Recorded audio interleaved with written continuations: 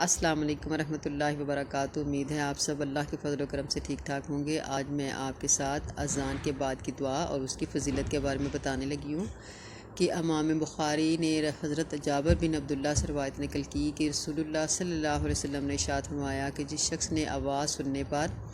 یعنی اذان کی آواز سننے پر دعا پڑھی، اللہم رب ھذہ الدعوۃ التامہ والصلاۃ القائمہ آتی محمدا الوسیلۃ والفضیلہ وابعثہ مقاما محمودا الذی وعدتہ، اس کے لیے روز قیامت میری شفاعت واجب ہو گئی۔ ایک دوسری روایت میں ہے کہ جب تم اذان کی آواز سنو،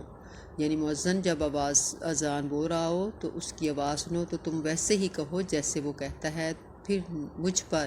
یعنی نبی کریم صلی اللہ علیہ وسلم پر درود بھیجو، کیونکہ جس نے مجھ پر ایک مرتبہ درود بھیجا اللہ تعالیٰ اس پر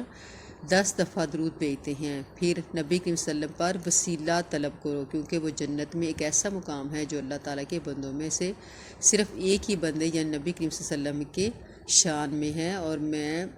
نبی کے وسلم یعنی کہتے ہیں کہ میں اللہ تعالیٰ سے امید رکھتا ہوں کہ میں ہی وہ بندہ ہوں، بس جس شخص نے میرے لیے وسیلے کا سوال کیا اس کے لیے میری شفاعت واجب ہو گئی۔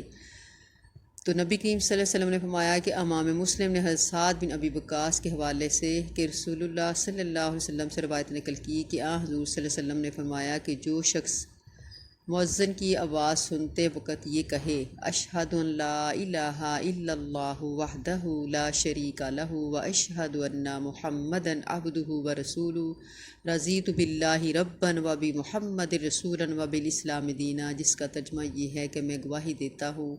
کہ نہیں کوئی معبود مگر اللہ تعالیٰ کے سوا، وہ یکتا ہے، اس کا کوئی شریک نہیں، اور یقیناً محمد صلی اللہ علیہ وسلم اس کے بندے اور رسول ہیں، اور میں اللہ تعالیٰ کے رب ہونے پر، محمد صلی اللہ علیہ وسلم کے رسول ہونے پر اور اسلام کے دین ہونے پر راضی ہوں۔ تو جو شخص یہ کہے گا اس کے تمام گناہ معاف کر دیے جاتے ہیں۔ تو جب بھی آپ اذان سنیں اس کے جواب میں یہ دعا پڑھیں۔ اللہ تعالیٰ ہمیں اس پر عمل کرنے کی توفیق عطا فرمائے۔ کوشش کریں اس کو صدقہ جاریہ کی نیت سے زیادہ لوگوں کو شیئر کریں اور خود بھی پڑھیں۔ اللہ تعالیٰ ہمارا مددگار ہو، حامی و ناصر ہو۔ السلام علیکم ورحمۃ اللہ وبرکاتہ۔